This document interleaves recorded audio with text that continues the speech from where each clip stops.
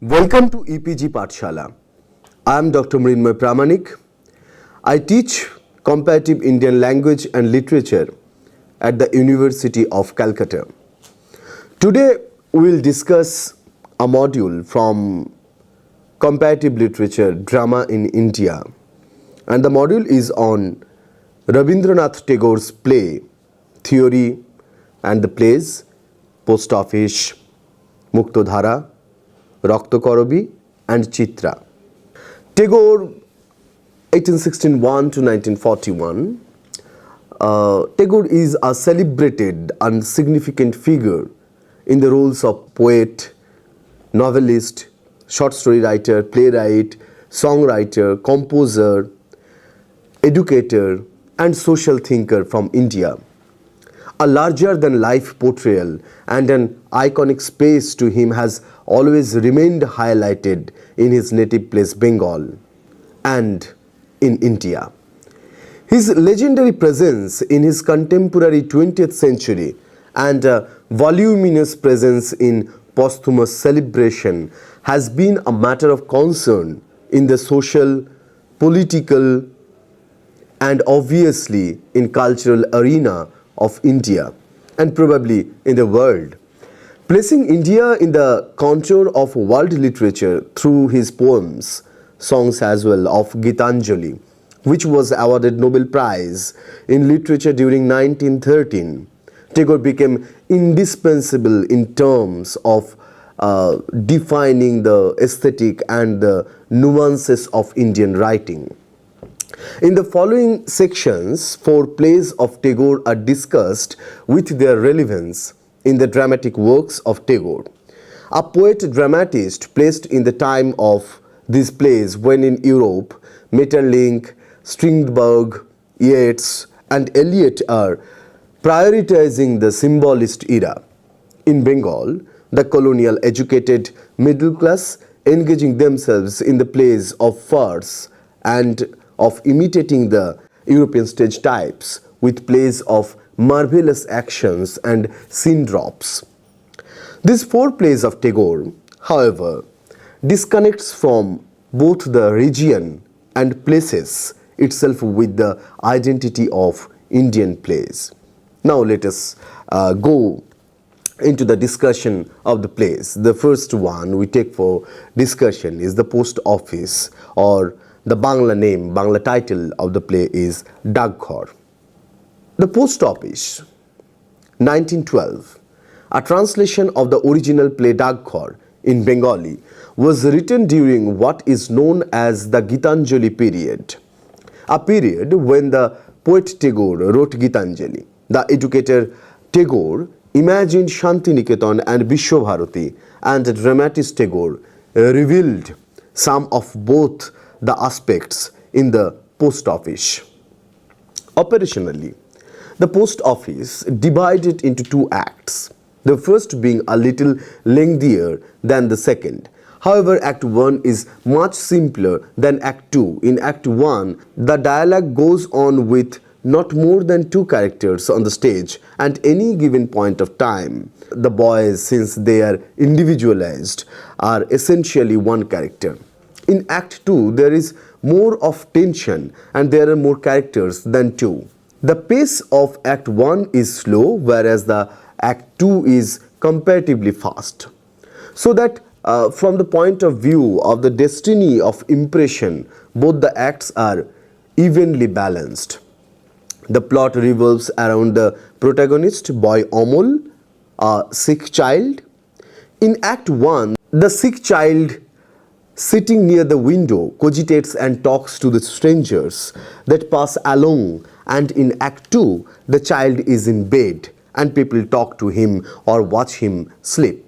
In the first act, therefore, the boy looks out, rather peeps in through his window into the world. In the second, the world streams into the child's consciousness. The story engages 2 planes. A mundane life goes on, and the Amol and Gaffer Fakir adds the plane of imagination to it, and then the revelation comes. The plot can be identified from the presence of characters and their perspective added to it. Starting with Omol, the meaning of Omol in Bengali is something pure and untouched by the field. As Tagore writes in a letter to G.F. Andrews regarding the post office, I quote, Omol represents the man whose soul has received the call of the open road. He seeks freedom from the comfortable enclosure of habits sanctioned by prudent and from the walls of rigid opinion built for him by the respectable. Unquote. Omol can be seen as a symbol who connects to an imaginary plane, who leaves the mundane and parochial world at the end of the play to something which seems death to the worldly characters of the play. But where the king, of whom Omol wanted to be the postman, will let him identify the polar star? A star which remains as a symbol of absolute truth over the relative truth and that decays with the time. This can only be shown by the king who does not ponder over the parochial ties. Tagore introduces the symbol of king in many of his dramatic works, and each king has their own potential to attach to the play. In the post office, this king is absent in the stage. Only Omol's imagination brings his identity to the reality, and the symbol of Omol's character becomes prominent, as if he is the soul which does not end with the earthly death, but attaches to the being things of nature, of a world unbounded. Another reading before concluding the idea of the post office is to attach Tagore's idea of man and his own imagined community through the education. The colonial past and its effect in the feudal mind, sets of his nation have been allegorically dealt in many of his works. Now, the next play, Chitra. Let us talk about Chitra's plot, deviation from myth, and other aspects too. Tagore's poetic play Chitrangada, which was published in 1892 after the translation into English as Chitra for the English stage with elaborate stage instruction, got published as Chitra 1914 without the stage directions, finally reworking it into a dance drama in 1935. A poet dramatist like Tagore, working on a piece of work for long 40 years in different forms, certainly needs attention as a work of Indian literature as the literary and collective angles evolved over this period. Based on the Mahabharata legend of Chitrangada and Arjun, the play is interspersed into 9 balanced scenes, where godly characters of Madana, the god of love, and Vasanta, the god of season, are present in 4 scenes, and alternatingly in all other scenes the 2 characters, Chitra and Arjun, are depicted as the storyline builds up and finally with a climax. The scenes are arranged in a fashion where Arjuna comes to Manipur and meets Chitra, daughter of Chitravahana, the king, a princess who is brought up by her father in a way so that she can perform the works with masculine identifier, is defined as Kurupa or the ugly. When she desires Arjuna and gets refused with the boons of Madana and Vasanta, she gets a feminine outlook. Then Arjuna desires her and she agrees to accept Arjuna. However, a symbol of time attached with the boon recurs in the thought of Chitra, and she reveals her true self to Arjuna. Finally, Arjuna accepts. The play ends with the hopeful spirit of Chitra, that a successor of Arjuna is in her womb. The plot or the storyboard remains almost the same over the phases of change. However, the readings of the text can be multi-layered before going to unveil the possible symbols studied in this drama. It is thus necessary to study the deviation of Tagore's Chitrangada from the epic described one. The Mahabharata version deals with Chitravahana and Arjuna in the center of the plot, denying completely the identity or agency attached to Chitra. But Tagore keeps Arjuna as a signifier of the masculinity and victory and engages with Chitra's evolution over time. Therefore, even though the cult value is lost, it enables Tagore to describe the myth in the modern narrative. As Satpathy describes, I quote, Tagore, after giving deft touches of signifiers for masculinity at crucial junctures, turns to the traditional Hindu views of Maya, a reality as illusion. Alas, that this failed disguise, the body should make one blind to the deathless spirit. I unquote. Arjuna realizes this much later, almost at the end of the 1 year of feminine beauty granted to Chitra. Illusion is the first appearance of truth. The shift from the text of Mahabharata is important as the figure of Arjuna remains in the mind of a reader as a symbol of success, but that successful man is somewhere lost in the woe of celibacy and will be traced back to life by a woman, Chitrangada.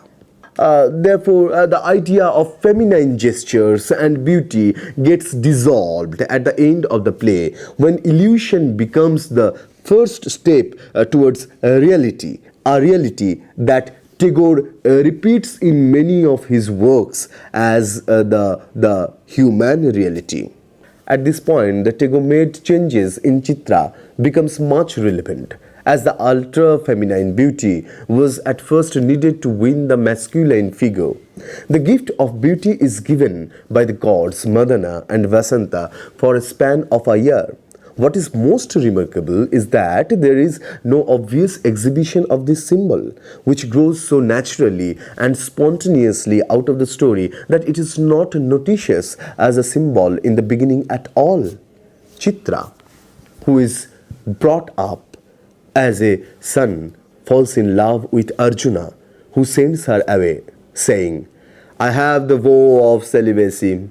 I am not fit for thy husband. So she seeks the helps of the god Madana and Vasanta, to whom she says, had I the time needed, I could win his heart by slow degree and ask no help of the gods. But it is the labor of lifetime to make one's truth self fully known and honored. Her prayer is granted, but with a significant difference. Vasanta says, not for a span of a day, but for 1 whole year, the charm of spring blossoms shall nestle around thy limbs. The significance of time is first indicated in Chitra's words. Had I but the time needed, it is the labor of lifetime to make one's true self known and honored. This is how Tagore reflected his idea on gender in this play. Now let us talk about the next play, The Waterfall, the plot, politics and other aspects of the play. The Waterfall, published in 1922 with its Bengali original Muktodhara. The insatiable craving of capitalist industrialization and imperialism had been temporarily diminished by the First World War. The war had deeply distressed the poet, and the contradiction of what he called the machine civilization was stark Muktodhara. Thus, even being a Tagore play with its symbolic elements and allegories in it is much more concrete in its setup, with a proper background of the incidents and the incidents placed in a proper geometry of incidents. Muktodhara somehow releases Tagore from his poetic dialogue to a more prose world, a world of incidents and actions. Muktodhara, meaning free stream in Bengali, is a waterfall in fictional Uttarkut, ruled by an autocratic king, Ranojit. The waterfall flows from Uttarkut to a adjoining valley, Shivtarai. The people of Shivtarai lead their lives with the river. The tyrant king wants to bring Shivtarai under his control and decides to vanquish the people by damming the waterfall, thus denying them water. So the king employs the royal engineer Vibhuti go as to build a great dam to prevent the water reaching the plains below. When the people of Shivtarai are informed about getting jobs, they welcome the idea of building the dam and celebrate in honor of the machine along with Vibhuti. They realize their mistakes when the water is stopped from the mountain. The prince Abhijit learns that he was discovered by the side of the waterfall and adopted by the king. His love for the waterfall and sympathy for the people lead him to stop the king. He demolishes the machine and makes the waterfall free. In the process, the prince is swept away with his mother Muktodhara. By giving freedom to the waterfall, Abhijit releases the people of Shivtarai also to a new dawn. The play has significant names of the places of the characters attached with the Hindu mythology of India. Shiva, being the god of both creation and destruction, becomes important figure in this play. Firstly, with the temple of Vairab, who destroys all evils. The devotees describe as a lord of terror, as a wreaker of wrath and a conqueror of evil. Vairab represents within his body the eternal peace of Shiva, his spirit of renunciation, and simultaneously remind us of the destructive powers. Then the place Shivtarai becomes important. As ruled by the rulers of Uttarkut, Tarai is a place which means it is situated in the foothills of a mountain. Therefore, it suddenly reminds of the geographic location of India and then remains the name of the character. Ron in Bengali refers to war. An autocratic king who owns wars is termed as Ranojit, and Vibhuti means a state of mind or salvation which is arrived through celibacy. Therefore, the autocratic king and the inhuman scientist attached with the making of the dam reveals the underlying imperial grab in India, where there is a resolution comes from a person named Abhijit relating to the Vedantic idea of fearless and thus dissociated from the heritable background of Ranojit. Thus Muktodhara layered in the mythological attributes with the purpose of exposing the reality, engages with symbols in different planes. Now, let us talk about Tagore's one of the most celebrated drama, that is Red Oleanders. Plot, the idea of freedom and other aspects of the play. Red Oleanders was written in 1923 to 24, originally written as Raktokorobi in Bengali by Tagore. The stream of consciousness that started in Tagore's plays during Muktodhara continuous in Red Oleander at a more complex yet well-organized level. The usual discussion of symbols and literary attributes can be only attached once this phase of writing which the poet was going through is much clearer. Tagore himself comments on Raktokorobi. I quote, "It is a vision that has come to me in the darkest hour of dismay." Unquote. The darkest hour of dismay enables Tagore to entail a story of town, a dystopic town in the background, again with the same engineering of characters and incidents placed in a well-thought geometry of a town. Though Tagore, at first, warns the reader in the introductory note of Red Oleanders. He said, "It is not at all from mythical times, nor can it be called metaphorical. Then, when the reader thinks of a real incident may have induced the dramatist, Tagore assumes that the version of truth is the poet's version of truth. There lies the masterstroke of Red Oleanders in a dystopic town named Yakshapuri, where the people are engaged in digging out gold, scratching out from the earth as ordered by the king, the antagonist of the play. The people are made to forgotten the real joy and the sweetness of nature and are called by numbers. At one hand, the religious master, and at the other, the wine seller keeps them alive to extract the gold, which signifies the age-old death of lives. At this outset, a one-act play, even though the proper format of one act is less followed, revolves around. The plot or the synopsis should be treated with the name simultaneously. Red oleanders, a flower of which the garland is made and the protagonist lady Nandini wears.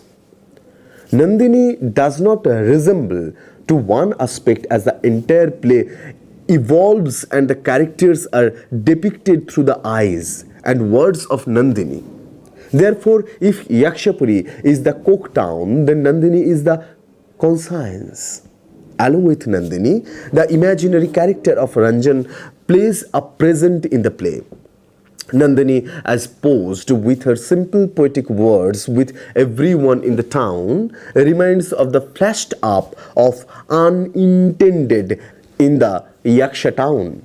The king and his iron-made chamber with the networks of various workmen of various classes and the working men being reduced to numbers does not gestures of a complete human which Nandini brings to Yakshapuri.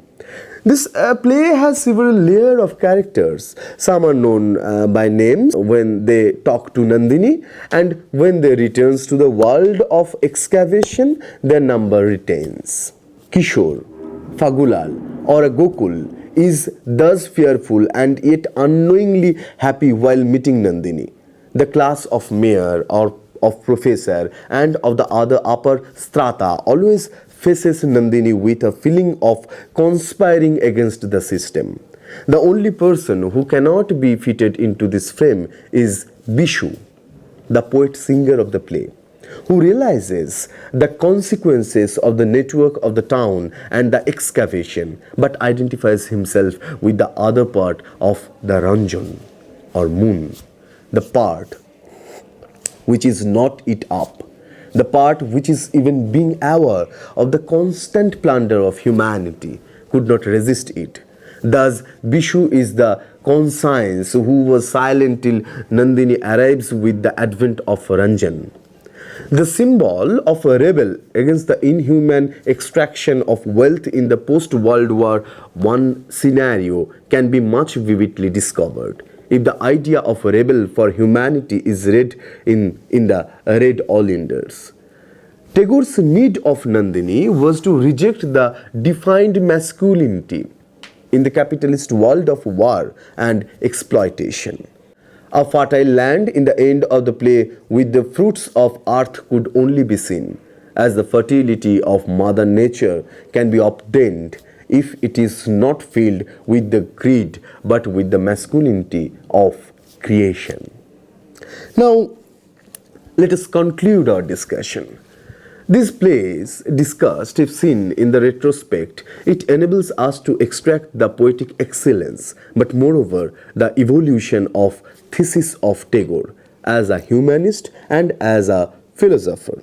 From the individual self-freedom through the openness of mind and liberating the soul in a converging and assimilating world of post office to the profound feminine self and the reality of being of a person in Chitra.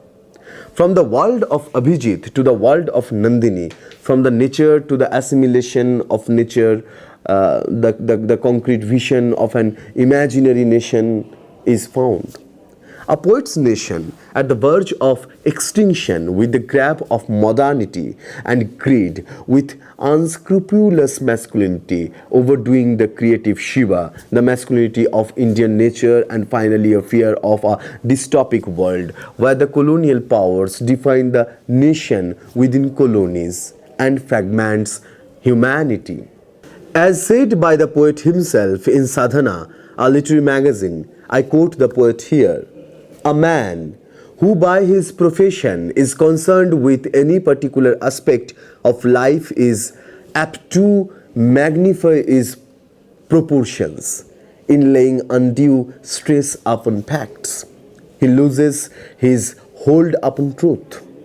A detective may have the opportunity of studying crimes in detail, but he loses his sense of their relative place in the whole social economy." I unquote. Now, let us summarize our whole discussion. In this module on theory and play of Tagore, we have chosen 4 plays written by Tagore, and those are Post Office or Dagghar, Chitrangada,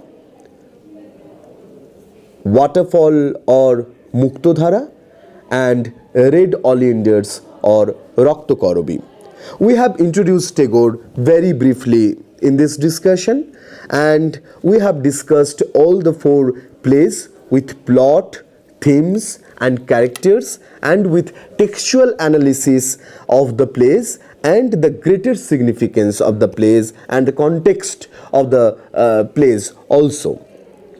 We have tried to discuss the theory which has reflected in these 4 plays, and the theory and the philosophy of Tagore, what was reflected in different other writings of the Tagore, also reflected in these plays, and we have pointed out those.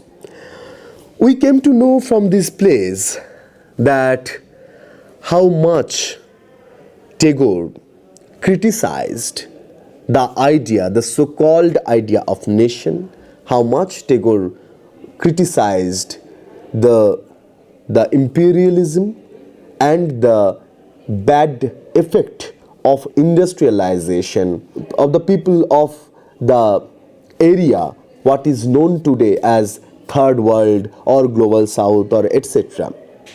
Tagore was very much critical about the human freedom. Tagore was very much critical about the whole education system, and Tagore believed that there should be freedom in every sense of human practice and expression, and Tagore very specifically believed in freedom in education. And from those ideas, the character like Amol came in the play called Post Office or Dagghar. Tagore always tried to build a character of goodness, a well character who will overcome all the power of the evils and who will call a new dawn, a new morning for the common people, for the humanity in much better sense. So through the plays Muktodhara and Raktokorobi, we found that Tagore was so eager to call a person, to call a conscience or consciousness, what will bring us to the better world, to the new world, which will establish the victory of humanity. And Tagore made us very much conscious about the imperial power and the evil power of industrialization and the capitalism.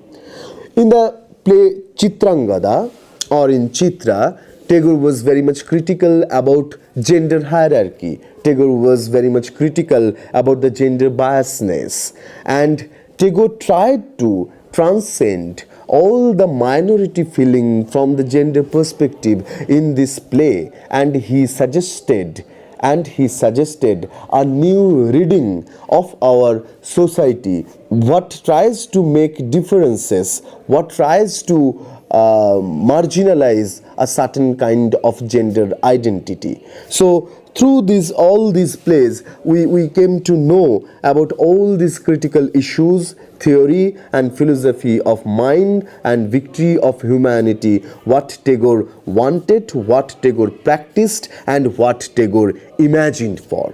Thank you.